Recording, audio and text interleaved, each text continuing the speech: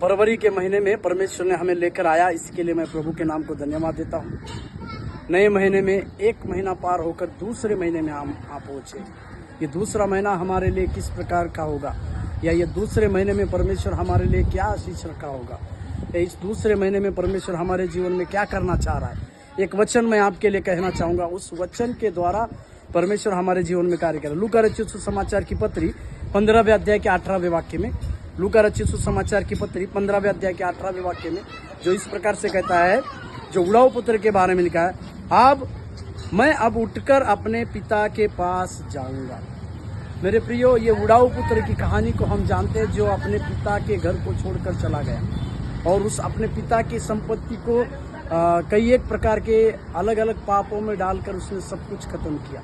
उसके जीवन में सब कुछ चला गया, परंतु उसके जीवन में जब उसने ये सोचा कि मैं उठकर अपने बाप के पास जाऊंगा, इसका मतलब उसको ये पता था कि मैं जिस अवस्था में भी हूँ, जैसे भी परिस्थिति में हूँ, मेरा बाप मुझे स्वीकार करेगा।